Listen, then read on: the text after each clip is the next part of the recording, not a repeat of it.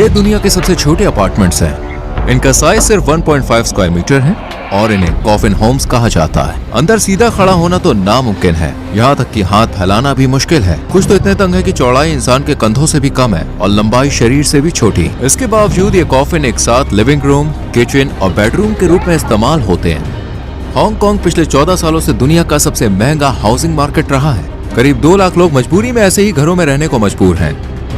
ये दुनिया के सबसे अमीर शहरों में से एक है और अब हम देखेंगे कि यहाँ लोग कैसे सरवाइव करते हैं। कुछ लोग को एक ही कॉफिन में मिलकर रहना पड़ता है और कुछ लोग तो अपने ही कॉफिन होम्स में मुश्किल से फिट हो पाते हैं। इस डॉक्यूमेंट्री में हम एक ऐसे कॉफिन होम में रहने वाले इंसान के साथ पूरा एक दिन बिताएंगे जो पिछले 16 सालों से बेहद खराब हालत में जी रहा है। सबसे पहले हम सबसे ज्यादा कंफर्टेबल कॉफिन होम से शुरुआत कर रहे हैं। इस बिल्डिंग की हर मंजिल पर 20 से 30 कॉफिन साइज छोटे अपार्टमेंट्स बने हैं। मैं यार ठीक से खड़ा भी नहीं हो पा रहा हूँ। ये इमारत पहले ऐसी नहीं थी। बाद में गैर कानूनी बदलाव करके एक ही फ्लोर को 20 से काटकर 2 हिस्सों में बांट दिया गया ताकि ज्यादा लोगों को ठूसा जा सके। इसकी वजह है कि यहाँ सीलिंग की हाइट बेहद कम है। देखिए, एक फ्लोर को 2 हिस्सों में बांटकर 2 लेवल्स बना दिए गए। ये कोको का घर है। वो यहाँ पिछले 10 सालों से अकेली रह रही है। भगवान का शुक्र है मेरे पास खिड़की है। नॉर्मली छोटे घरों में नहीं होती। एक फ्रिज, एक टीवी, बस इतना ही, क्योंकि ये जगह छोटी है। आप ज्यादा चीजें नहीं रख सकते। लगता है कॉकरोच खाने के कुकर के अंदर फंस के उसके अंदर मर गया। मैंने देखा 3 लोगों की उस कमरे में मौत हो गई है। जब ऊपर वाले लोग अपने दरवाजे बंद कर लेते हैं तो ये जानना मुश्किल हो जाता है कि उनकी मौत कब हुई। जब बहुत बदबू आने लगती है तब हम फिर पुलिस को फोन करते हैं। पावर लोड बहुत ही ज्यादा है, इसीलिए आग लगने का बहुत खतरा है। 4 सेकंड्स में हम कॉफिन जाने वाले हैं। वो जेल से भी ज्यादा बुरा है। लेकिन उससे पहले चलिए इन दीवारों के पीछे झांकते हैं। अब हमारे सामने दर्जनों लोग हैं जो सार्डिन मछलियों की तरह ठुसे हुए रहते हैं। 75 स्क्वायर मीटर के एक अपार्टमेंट को 30 कॉफिन साइज यूनिट्स में बांट दिया गया है। इन घरों में ना तो ताजी हवा के लिए खिड़कियां हैं और ना ही धूप आती है और हर एक तंग कोठरी के अंदर एक इंसान चुपचाप डिप्रेशन और एंग्जाइटी से लड़ रहा है। यहाँ 26 लोग रहते हैं और बदबू यहाँ बहुत ज्यादा है। कॉरिडोर इतना संकरा है कि लोग सीढ़ी को ही शू रैक की तरह इस्तेमाल करते हैं। यहाँ लोग ईंटों की तरह एक के ऊपर एक भरे हुए हैं। हेलो हेलो, आप यहाँ कब से रह रही हैं? करीब 6 साल से। ओह, यहाँ पर एक और आदमी भी है। तो आप दोनों साथ में रहते हैं? हाँ, साथ रहते हैं। क्या ये आपके पति हैं? मेरा बॉयफ्रेंड। वो ऐसी जगह में रहते हैं जहाँ एक इंसान का भी ठीक से फिट होना मुश्किल है। दीवारों के साथ लगे हुए हुक्स पर कपड़े, बैग और पर्सनल सामान टंगे हुए हैं। सिरहाने का एक हिस्सा ऑल पर्पस शेल्फ का काम करता है, जबकि दरवाजा इलेक्ट्रॉनिक्स और केबल से भरा हुआ है। नीचे की तरफ क्लीनिंग का सामान और बोतलें रखी हैं। उनका कचरा, इस्तेमाल किया हुआ तौलिया, फास्ट फूड के खाली पैकेट, सब कुछ उस तकिए से बस कुछ इंचेस की दूरी पे जहाँ पे उस रखते हैं। क्योंकि यहाँ कोई खिड़की नहीं है इसलिए ठंडक के लिए वो फैन का इस्तेमाल करते हैं। उन्होंने अपने बाल छोटे रखे हैं ताकि कॉफिन होम्स की गर्मी में ज्यादा तकलीफ ना हो। यहाँ तो वेंटिलेशन भी नहीं है और हवा की क्वालिटी भी बहुत खराब है। आप ऐसे कैसे रहती हैं? मुझे फर्क नहीं पड़ता, जो भी है ठीक है। आप इतनी छोटी जगह में कपड़े कैसे बदलती हैं? यहाँ चलने के लिए झुकना और मुड़ना पड़ता है, इसमें ही करीब 10 मिनट लग जाते हैं। अच्छा, यहाँ रहना कैसा लगता है? बहुत मुश्किल। बहुत सारे कीड़े काटते हैं। देखो, ये क्या है?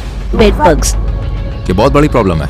हाँ, मुझे हर जगह काटते हैं, हर जगह। देखो मैंने कितने पकड़ रखे हैं, ये खून चूसते हैं। यहाँ बेड बग्स लोगों को काटकर एनीमिया तक कर सकते हैं। सिर्फ डिवाइडेड अपार्टमेंट्स में ये बहुत ही आम कीड़े होते हैं। एक फीमेल बेड बग अपनी जिंदगी में करीब 500 अंडे तक दे सकती है। यहाँ बेड बग्स है, देख पा रहे हो? कितने सारे हैं। मिसली कुछ फास्ट फूड लेने बाहर गई और वापस आ गई। वो एक कुर्सी उठाती है और उनका जो बेड है वो कुछ देर के लिए डाइनिंग टेबल बन जाता है। इन घरों में इंटरनेट, बिजली और पानी जितना ही जरूरी है। ज्यादातर रहने वाले लोगों के लिए एंटरटेनमेंट के नाम पर उनके पास सिर्फ फोन ही होते हैं। अब क्या काम करती हो? पार्ट टाइम क्लीनर हूँ। हर महीने कितने पैसे कमा लेती हो? 650 अमेरिकी डॉलर। इस 1.5 स्क्वायर मीटर का किराया कितना? 320 अमेरिकी डॉलर पर महीना। मतलब आपकी कमाई का आधा हिस्सा सिर्फ 1.5 स्क्वायर मीटर की जगह पर चला जाता है। रहने के लिए और कोई जगह नहीं थी। जो लोग कॉफिन होम्स वाले हिस्से के नीचे रहते हैं वो एक्चुअली में लकी होते हैं, क्योंकि वो लोग उस जगह को स्टोरेज के लिए यूज कर सकते हैं। ये उनका बेस्ट है जो वो कर सकते हैं। वहाँ वो अपने जूते रख सकते हैं, कपड़े टांग सकते हैं, लेकिन ऊपर वाले लोगों के लिए जिंदगी और भी मुश्किल है। उन्हें सब कुछ उसी कॉफिन के अंदर करना पड़ता है। अब हम एक और सब डिवाइडेड अपार्टमेंट में ऊपर वाली यूनिट्स देखने जा रहे हैं। इन कॉफिन्स के अंदर पैर रखने तक की जगह नहीं है। ऐसे ही लोग यहाँ कॉरिडोर पे बैठे रहते हैं। किराए को अफोर्ड करने के लिए लोगों को यहाँ बहुत ही खराब और अजीब टाइमिंग वाली जॉब्स भी करनी पड़ती है। फ्रैंकी चौ रात 9 बजे काम शुरू करते हैं और सुबह 5 बजे घर लौटते हैं। आप क्या काम करते हो? मेटल का काम। महीने में कितनी कमाई होती है? 1250 अमेरिकी डॉलर। यहाँ रहना कैसा लगता है? नहीं नहीं, बिल्कुल नहीं। ये बहुत ही तंग और छोटी जगह है। मेरा सेल बहुत सिंपल है, एक टीवी, बेड, जरूरी सामान, एक कंबल और एक तकिया, बस इतना ही। 10 साल बाद आप खुद को कहाँ देखते हो? तब तक तो शायद मैं मर चुका हूँ। ऐसा मत कहो। ये जगह बहुत तंग है और यहाँ बहुत उमस है। इन ऊपर वाली यूनिट से भी छोटे कमरे यहाँ मौजूद हैं। अब हम एक ऐसे इंसान से मिलने जा रहे हैं जो शारीरिक रूप से अपने कॉफिन होम के अंदर फिट ही नहीं हो पाता। मैं सोच भी नहीं सकता कि ऐसे हालात में जीना कितना मुश्किल होगा। लेकिन वहाँ जाने से पहले हम इस अपार्टमेंट के बाकी हिस्से देखते हैं और समझ में आता है कि यहाँ कोई किचन ही नहीं है। जो लोग बाहर का खाना नहीं खरीद सकते उन्हें गंदे बाथरूम में खाना बनाने के लिए मजबूर होना पड़ता है। यहाँ लोग टॉयलेट के पास ही खाना बनाते हैं क्योंकि किचन नहीं है। यही जगह उनका बाथरूम भी है। वो अपने कपड़े भी इसी टॉयलेट के ऊपर टांग देते हैं और इस टॉयलेट पर ढक्कन तक नहीं है। इस शहर में करीब 75 लाख लोग रहते हैं। जब आप हांगकांग को ऊपर से देखते हैं तो आपको जंगल के बीच से उगती हुई बांस जैसी ऊंची इमारतों से भरा एक बहुत बड़ा शहर दिखाई देता है। इस आइलैंड पर बिल्डिंग बनाने के लिए जमीन बहुत ही सीमित है। जगह की इतनी कमी के कारण अजीब और मजबूरी वाले सॉल्यूशन सामने आए हैं, जैसे एक 8 मंजिला पार्किंग गैरेज के ऊपर बनी 10 मंजिला बिल्डिंग। ये शहर पूरी तरह से भर चुका है। अब हम अगले अपार्टमेंट में हैं। ये अपार्टमेंट सीधे बाथरूम में खुलता है। दीवारों से गंदगी टपकती हुई साफ दिखती है। मिलिए जॉन से। उनका दरवाजा खुला रहता है क्योंकि बंद करने पर वो अंदर फिट ही नहीं हो पाते। उस व्यक्ति का बाया कंधा ताबूत जैसे कमरे से बाहर निकला हुआ है। वो एक बड़े शरीर वाले इंसान है और इतनी तंग जगह में रहना उनके लिए बहुत मुश्किल है। यहाँ जिंदगी कैसी है? चारों तरफ देखो, आपको कैसा लगेगा? आपका कोई परिवार है? पहले था, मेरी बीवी मुझे छोड़ गई क्योंकि मैं जुआ खेलता था। अब हमारा कोई संपर्क नहीं है, तो बस कभी कभी हॉर्स रेसिंग पर थोड़ा दाव लगाता हूँ। मैंने खुद को जुआ खेल के बर्बाद कर लिया। गुजारा कैसे करते हैं? मुझे वेलफेयर मिलता है। इतनी छोटी जगह में रहना धीरे धीरे शरीर को भी तोड़ देता है। दिन भर क्या करते हो? कुछ नहीं, बस टीवी देखता हूँ। कहीं जाने से डर लगता है। मुझे डर है कि कहीं चलते चलते पैर जवाब न दे दे और मैं गिर जाऊँ। 10 साल बाद आप खुद को कहाँ देखते हैं? 10 साल शायद कब्र में। आई होप ऐसा नहीं होगा। आपके पास गद्दा क्यों नहीं है? यहाँ बहुत गर्मी होती है। कई लोग गद्दा इसलिए नहीं रखते ताकि बेड बग्स का संक्रमण ना फैले। आप यहाँ कब से रह रहे हैं? 18 साल से। कई लोग यहाँ से कभी नहीं निकल पाते। इस कंक्रीट के जंगल में एक मिनिमम वेजेस पर काम करने वाले इंसान को 3 बेडरूम का अपार्टमेंट खरीदने के लिए 1000 साल तक बचत करनी पड़ेगी। क्या सरकारी घर के लिए आवेदन किया गया? मैंने अप्लाई किया है, लेकिन घर मिलने में बहुत टाइम लगेगा। ज्यादातर लोग कम किराए वाले सरकारी मकान तक पहुँचने के लिए 10 साल से भी ज्यादा समय तक इंतजार करते हैं और वो भी फ्री नहीं होता है। उनमें से कई लोगों के लिए प्रतीक्षा सूची आजीवन कारावास की तरह महसूस होती है। अब मान लो आप कॉफिन में नहीं रहना चाहते और अपने घर में आराम से खड़ा होना चाहते हो। हम एक रेंटल ऑफिस गए ताकि आपको दिखा सकें कि ये लग्जरी कितनी महंगी पड़ती है। हम हांगकांग के एक नॉर्मल इलाके में हैं अभी। मान लो आपने कुछ पैसे बचा लिए और अब आप एक घर खरीदना चाहते हो। यहाँ जो सबसे सस्ता ऑप्शन है आपको बता दें, वो सिर्फ 1 रूम वाला घर है और जिसकी कीमत $1 मिलियन से ज्यादा है। ये भी बहुत ही कम जगह है। अब मान लीजिए आप एक सिंगल बेडरूम अपार्टमेंट किराए पर लेना चाहते हैं तो उसका किराया करीब $4000 प्रति महीना होगा। और आगे आप देखेंगे कि यहाँ कब्र खरीदना भी घर खरीदने से ज्यादा मुश्किल है।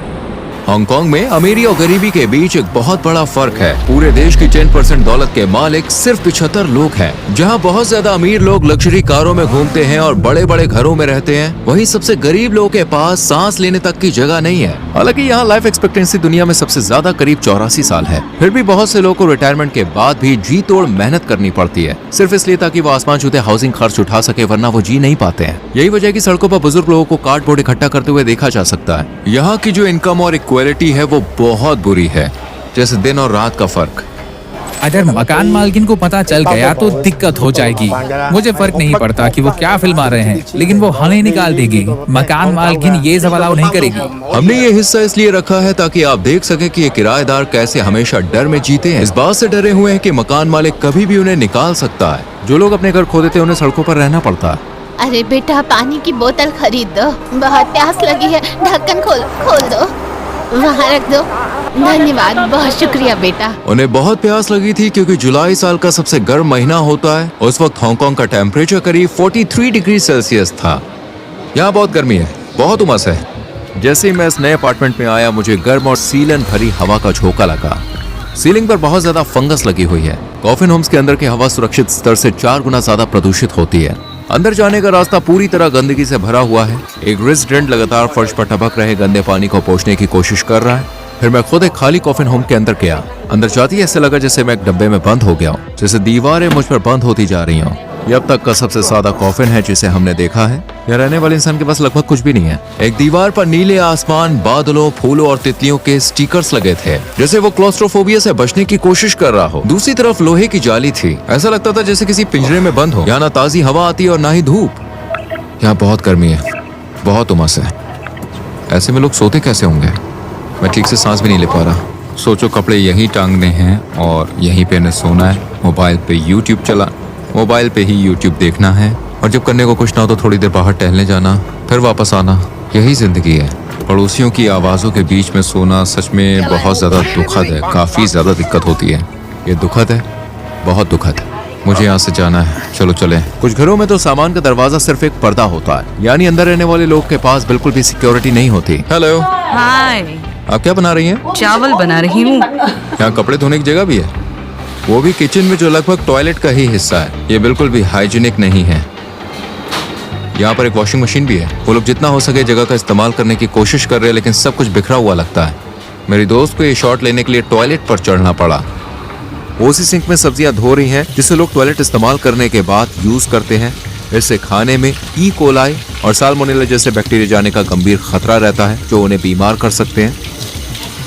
मिस्टर ली उन कई लोगों में से एक हैं जो जिंदा रहते हुए भी कॉफिन में रहने को मजबूर हैं। उनका घर अब तक का सबसे ज्यादा भरा हुआ कॉफिन है जो हमने देखा है। कोई काम नहीं मिल रहा है। एक बार मुझे चोरी के केस में गिरफ्तार किया गया था। मुझे सड़क पर एक फोन मिला था और मैंने पुलिस को नहीं बताया। बाद में वो फोन मेरे पास मिला तो उन्होंने मुझे अरेस्ट कर लिया। क्या जेल की कोठरी कॉफिन होम से ज्यादा आरामदायक होती है?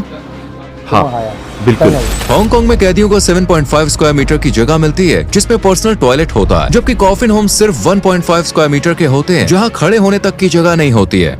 उसी स्थान में 10 ताबू जैसे घरों को एक दूसरे के ऊपर रखा जा सकता है। अब हम मिलने जा रहे हैं मिस्टर वोंग से। यहाँ तक कैसे पहुँचे? बहुत साल पहले की बात है। अब मैं गरीब आदमी हूँ। पहले मैं अमीर था। पहले घर था, बीवी थी, बेटी थी। वो छोड़कर चली गई?